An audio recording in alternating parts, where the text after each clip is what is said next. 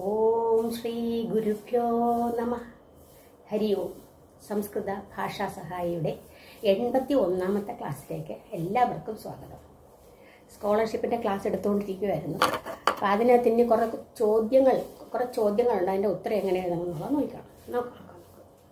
ആദ്യമായിട്ട് നയതി ഇത്യസ്യ ലോട്ട് പ്രഥമ പുരുഷ ഏകവചന രൂപം കിം? നയതി നിങ്ങൾ പഠിച്ച നീ ധാതുവാണ്. നയതി എന്ന് പറയുമ്പോൾ ലട്ട അല്ലേ? അത് ലട്ട. നയതി ഇത്യസ്യ, നയതി എന്നുള്ളതിൻ്റെ ലോട്ടിലെ പ്രഥമ പുരുഷ ഏകവചന രൂപം. ഇത് പറഞ്ഞിരിക്കുന്നത് എന്തോന്നാണ്? ലട്ടാണ്. അപ്പം നയതി എന്നുള്ള ലോട്ട് നയതു, നയതാം, നയന്തു ആണ്. അപ്പം ആദ്യം പ്രഥമ പുരുഷ ഏകവചനം നയതു എന്നാണ്. നയതു.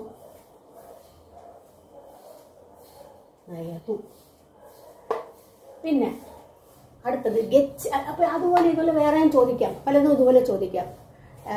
ഗച്ഛതി എന്നുള്ളതിൻ്റെ ഗച്ഛതു. പിന്നെ അങ്ങനെ ഇങ്ങനെ ഓരോ വെച്ച് പഠിച്ചനുസരിച്ച് ഓർത്തെഴുതുക. അത് കഴിഞ്ഞിട്ട് അടുത്തത് ഗച്ഛതി സ്മ.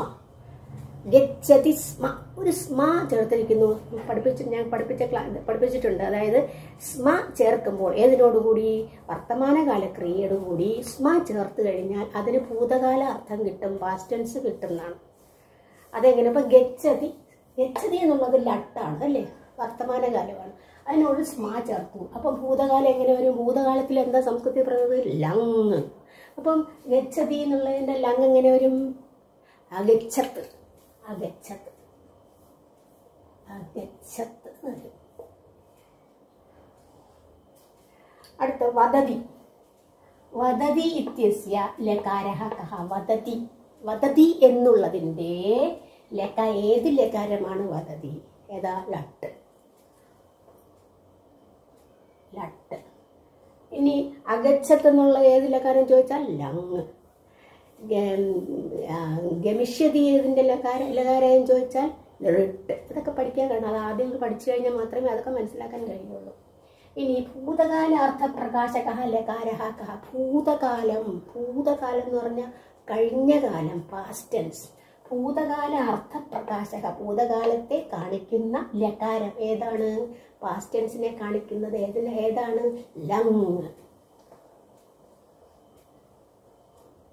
ലങ്. ഇനി ഭാവി കാലമാണെങ്കിലോ? ഭാവികാല പ്രകാശാത്ത ആണെങ്കിൽ എന്ത് പറയും? ഭാവികാലം ഋട്ട്. ഇനി അതാണ് ഭവിഷ്യകാലാർത്ഥം. ഭവിഷ്യം ഫ്യൂച്ചർ, വരാൻ പോകുന്നത്. ഭാവി പ്രകാശക ലകാരഃ ഋട്ട്.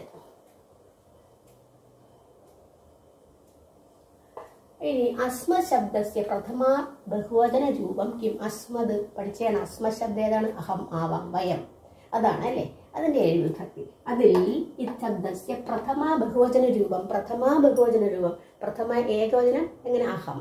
പിന്നെ ദ്വിവചനം ആവാം, വയം. അപ്പം ബഹുവചനം വരുമ്പോൾ വയമാണ് ഇവിടെ. വയം. ഇനി വർഷേ കതി മാസാഹ സന്തി? വർഷേ, ഒരു വർഷത്തിൽ സപ്തമി ഏകവചനമാണ് വർഷേ എന്നുള്ളത്. കതി എത്ര? ഹൗമനി? എത്ര? മാസാഹ സന്തി. ഒരു വർഷത്തിൽ എത്ര മാസമുണ്ട്? 12 മാസമല്ലേ? 12 എന്നുള്ളതിന് എങ്ങനെയാണ് സംസ്കൃതി പറഞ്ഞത്? നമ്പേഴ്സ് എല്ലാം പഠിച്ച് 10 എന്ത് പറയും? ദശ. അപ്പം 11 ഏകാദശ, 12 ദ്വാദശ. അപ്പം ദ്വാദശ മാസാഹ.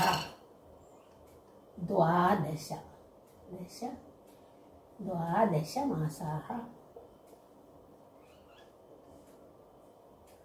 ഇനി കതി പുരാണാനി സന്ധി?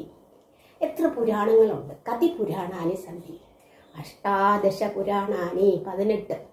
അഷ്ടാദശ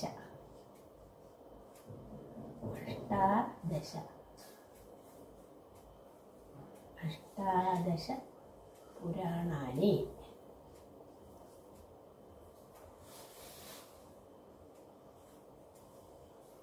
ഇനി അർജുനസ്യ സാരഥി കഃ? അർജുനന്റെ സാരഥി തേരാളി ആരായിരുന്നു?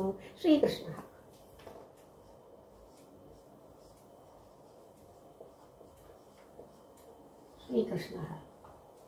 ഇനി സ്വാമി വിവേകാനന്ദസ്യ ഗുരുഃ കഃ? സ്വാമി വിവേകാനന്ദ എല്ലാവർക്കും അറിയാം. അദ്ദേഹത്തിന്റെ ഗുരു ആരായിരുന്നു? ശ്രീരാമകൃഷ്ണ പരമഹംസഃ.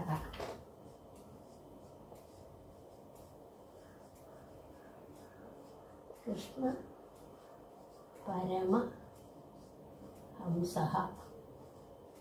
ശ്രീരാമകൃഷ്ണ പരമഹംസഃ. ഇങ്ങനെ കുറേ ചോദ്യങ്ങൾ കാണും. ഇനി ഞാൻ അതെല്ലാം എഴുതാൻ പറ്റില്ല, ഞാൻ ഒന്ന് പറയാം അതെങ്ങനെയൊക്കെയാണെന്നുള്ളത്.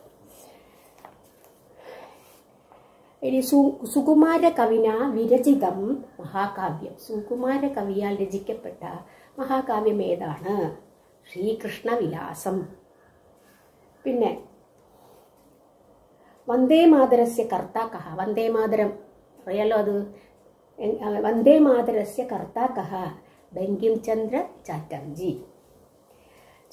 അടുത്തത് ശ്രീമദ് ഭഗവത്ഗീതയെ കതി ശ്ലോകാഃ സന്തി. ശ്രീമദ് ഭാഗവതേ കതി ശ്ലോകാഃ. ഭഗവത്ഗീത എത്ര ശ്ലോകങ്ങളുണ്ടെന്നാണ്. എന്താണ്? 18,000 ആണല്ലേ. അതിനെങ്ങനെ പറയും? 18 എന്ന് പറയുന്നത് അഷ്ടാദശ. അപ്പം അങ്ങനെ അഷ്ടാദശ, 1000 എന്ത് പറയും? സഹസ്രം. അഷ്ടാദശ സഹസ്രം, അഷ്ടാദശ സഹസ്രം.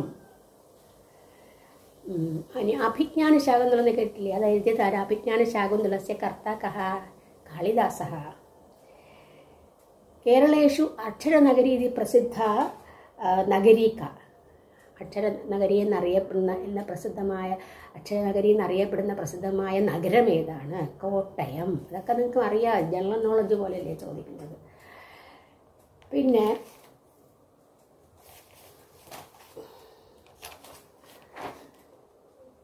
ചന്ദ്രഗുപ്ത മഹാരാജസ്യ മഹാമന്ത്രി കഹ. ചന്ദ്രഗുപ്ത രാജാവിനെ കുറിച്ച് നിങ്ങൾക്ക് അറിയായിരിക്കും. അദ്ദേഹത്തിന് ഒരു മന്ത്രി ഉണ്ടായിരുന്നല്ലോ, ചാണക്യ. വിവേകാനന്ദ സ്മൃതി മണ്ഡപ കുത്ര വർത്തതേ? കുത്ര വർത്തതേ എവിടെയാകുന്നു? എന്ത്? വിവേകാനന്ദ സ്മൃതി മണ്ഡപം എവിടെ? കന്യാകുമാരിയാം. കന്യാകുമാരിയിൽ. എവിടെയെന്ന് പറയുമ്പോൾ അവിടെയാണെന്ന് കാണിക്കുന്നതാണ്. സപ്തമി തന്നെ വരണം. കന്യാകുമാരിയാം. പഞ്ചമഹാകാവ്യാനി. ക്വസ്റ്റ്യൻ ചെയ്ത പഞ്ചമഹാകാവ്യാനി കാനി ഏതൊക്കെയാണ്? ഒന്നാമത്തെ രഘുവംശം. രഘുവംശം ആരുടേതാണെന്ന് അറിയാമോ? മഹാകവി കാളിദാസ. കാളിദാസൻ ആരാണ്? കവികുല ഗുരു. കവികുല ഗുരു കഹ എന്ന് ചോദിച്ചാൽ മഹാകവി കാളിദാസയാണ്. മഹാകവി കാളിദാസഃ.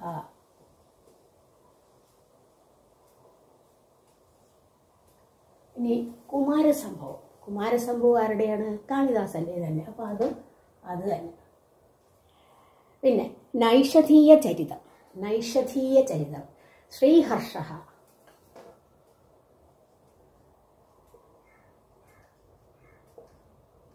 ശ്രീഹർഷഃ. ഇനി കിരാതാർജുനീയം. കിരാതാർജുനീയം എന്താ? ഭാരവിഹി. ഭാരവി എന്നുള്ളത് ഭാരവിഹി. ഇനി ശിശുപാലവധം. ശിശുപാലവധം മാഘ എന്നൊരു കവിയാണ്. മാഘൻ. മാഘ.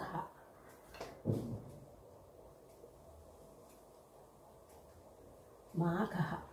ഇത്രയാണ് പഞ്ചമഹാകാവ്യം. രഘുവംശം, കുമാരസംഭവം, നൈഷധീയ ചരിതം, കിരാതാർജുനീയം, ശിശുപാലവധം. അപ്പോൾ ഇതിന് ഏതെങ്കിലുമൊക്കെ ചോദിക്കാൻ ചിലപ്പോൾ മനസ്സിലായില്ല. രേഖാങ്കിത പദാനി പരിഷ്കൃത്യ ലിഖതു. രേഖാങ്കിത എന്ന് വരച്ചിട്ടുള്ള, അണ്ടർലൈൻ ചെയ്തിട്ടുള്ള രേഖാങ്കിത പദാനി പദങ്ങൾ പരിഷ്കൃത്യ. ഈ പദാനി എന്ത് ചെയ്യണം? പരിഷ്കൃത്യ ശരിയായി പരിഷ്കരിച്ച് ലിഖതു എഴുതിയാലും. ലിഖതു ഏതാണ്? ലോട്ടാണല്ലേ. എഴുതിയാലും എന്താണ്? അഹം പാഠം പഠതി. പഠതിയുടെ അവിടെയാണ് രേഖ വന്നിരിക്കുന്നത്, അണ്ടർലൈൻ ചെയ്തിരിക്കുന്നത്. അഹം പാഠം പഠതി. അഹം വരുമ്പോൾ പഠതിയാണോ വരുന്നത്? പഠതി എന്ന് പറയുമ്പോൾ സഹപഠതി വരാം. അഹം വരുമ്പോൾ എങ്ങനെ? ഉത്തമ പുരുഷൻ തന്നെ വരണേ. അഹം പഠാമി. അപ്പോൾ ഇതിന് പകരം എന്ത് എഴുതണം? പഠാമി. പഠാമിയാണ് എഴുതേണ്ടുന്നത്. പിന്നെ അതുപോലെ അടുത്തത് മാതാ പുത്രസ്യ സഹ മന്ദിരം ഗച്ഛതി. മാതാ പുത്രസ്യ സഹ. പുത്രസ്യ സഹ വരികയില്ല. സഹ വരുമ്പോൾ എപ്പോഴും പറഞ്ഞിട്ടുണ്ട് പുത്രേണ തൃതീയേ വരുള്ളൂ എന്ന് പറഞ്ഞിട്ടുണ്ട്. സഹ വരികയാണെങ്കിൽ അതെപ്പോഴും തൃതീയേ വരുള്ളൂ. പുത്രേണ സഹ എന്നാണ്. പുത്രേണ. പുത്രേണ സഹ. അത് കഴിഞ്ഞിട്ട് അടുത്തത് വയം ഗൃഹപാഠം ലിഖാവഹ. വയം ഗൃഹപാഠം ലിഖാവഹ. അഹം ആവാം വയം. ഉത്തമ പുരുഷൻ വരണം. ലിഖാവഹയാണ് ഉള്ളത്. അപ്പോൾ അഹം വരുമ്പോഴത്തേക്ക് ലിഖാമി, ആവാം വരുമ്പോഴേ ലിഖാവഹ വരും. വയം വരുമ്പോൾ എന്ത് ചെയ്യണം? ലിഖാമഹ.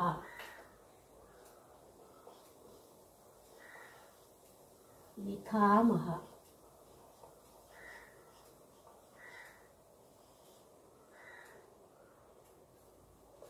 അടുത്ത അതുപോലെ തേ കാര്യാലയെ കാര്യം കരിഷ്യതി. തേ ആണ്. തേ വരുമ്പോഴത്തേക്ക് തേ സഹതൗത്തെ. തേ എന്താണ്? പ്ലൂറലാണ്, ബഹുവചനമാണ്. അപ്പൊ തേ കാര്യാലയെ കാര്യം കരിഷ്യതി വരുമോ? കരിഷ്യതി, കരിഷ്യതഃ, കരിഷ്യന്തി, കരിഷ്യന്തി.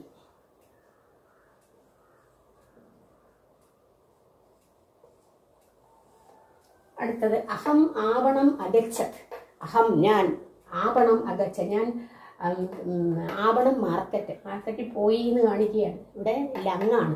പക്ഷെ അഹം വരുമ്പോൾ എങ്ങനെ? അഹം അഗച്ഛത്ത് വരില്ല, സഹ അഗച്ഛത്ത് വരാം. അഹം അഗച്ഛം. ഇങ്ങനെ തിരുത്തി എഴുതാം. അഗച്ഛം. ഇതാണ് കൃത്യാലിഖതു എന്ന് പറഞ്ഞിരിക്കുന്നതിന് ഉത്തരം. മനസ്സിലായില്ലേ? ഇനി അടുത്തത് ഉചിതേന രൂപേണ പൂരേത. ഉചിതേന, ഉചിതമായ രീതിയിൽ, ഉചിതമായിട്ടുള്ള രൂപം കൊണ്ട്, രൂപം കൊണ്ട് പൂരിപ്പിക്കുകയാണ്. ഉചിതം ബ്രാക്കറ്റിൽ രൂപം കൊടുക്കും. അതിൻ്റെ ശരിക്കുള്ള രൂപം വെച്ചിട്ട് സെന്റൻസ് ശരിയാക്കണം. ഒന്നാമത്തെ ത്വം കുത്ര ഡാഷ്. ത്വം കുത്ര, ത്വം നീ, കുത്ര എവിടെ. ത്വം കുത്ര വസ് ആണ്. വസ് ഞാൻ വസിക്കുക, താമസിക്കുക, വസ് ധാതു. നീ എവിടെ താമസിക്കുന്നു എന്നുള്ള ഇപ്പം എങ്ങനെ പറയും? ത്വം കുത്ര, ത്വമാണ് വരുന്നത്. അപ്പം ത്വം വരുമ്പോൾ മധ്യമപുരുഷ ഏകവചനമാണ് വരേണ്ടത് അല്ലേ? വസുധാതുവിന്റെ വസതി, വസതഃ, വസതി. മധ്യപുരുഷൻ വരും വസസി, വസതഃ, വസത. അപ്പൊ ഇവിടെ എങ്ങനെ വരും? ത്വം കുത്ര വസസി, വസസി, ത്വം കുത്ര വസസി. അടുത്തത് അഹം ത്വം ച ഡാഷ്. അഹം ത്വം ച, അഹം ഞാൻ, ത്വം നീ, ഞാനും നീയും. ലിഖ് എഴുതുന്നു, ഞാനും നീയും എഴുതുന്നു എന്ന് പറയുമ്പോൾ ഞാൻ എന്നുള്ളതിന് അഹമാണ് അല്ലേ? നീ എന്ന് പറയുമ്പോൾ നമ്മൾ രണ്ടുപേരാണ്. അപ്പം ഞങ്ങൾ രണ്ടുപേർ എഴുതുന്നു എന്ന് എങ്ങനെ പറയും? അഹമാണെങ്കിൽ ഞാൻ, ഞങ്ങൾ രണ്ടുപേരിന് ഉത്തമപുരുഷൻ ദ്വിവചനമാണ് വരേണ്ടത്. അഹം ആവാം. അപ്പോൾ ആവാമാണ് അവിടെ വരുന്നത്.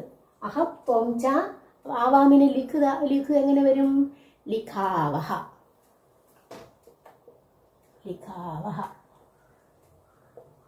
ആവാം ലിഖാവഹ. ഇവിടെ ആവാം വരാൻ കാരണം മനസ്സിലായില്ല. അഹം ത്വം, ഞാനും നീയും. അപ്പൊ ഞങ്ങൾ രണ്ടുപേരാണ്. അപ്പൊ ആവാം വരാം. പിതാ പുത്രേണ സഹ ഡാഷ്. ഇവിടെ കണ്ട തൃതീയ വരുമ്പോൾ സഹ വരുമ്പോൾ തൃതീയ വരുള്ളൂ. നേരത്തെ വന്നു. പിതാവ് പുത്രേണ സഹ, പുത്രനോടൊപ്പം ഡാഷ്. ഗമ് ധാതുവിന് പോകുന്നു എന്നുള്ള, പുത്രനോടൊപ്പം പോകുന്നു എന്ന് പറയാം. പിതാവാണ് പോകുന്നത്. പിതാവ് ഏകവചനമല്ലേ? അപ്പം പിതാ പുത്രേണ സഹ ഗച്ഛതി.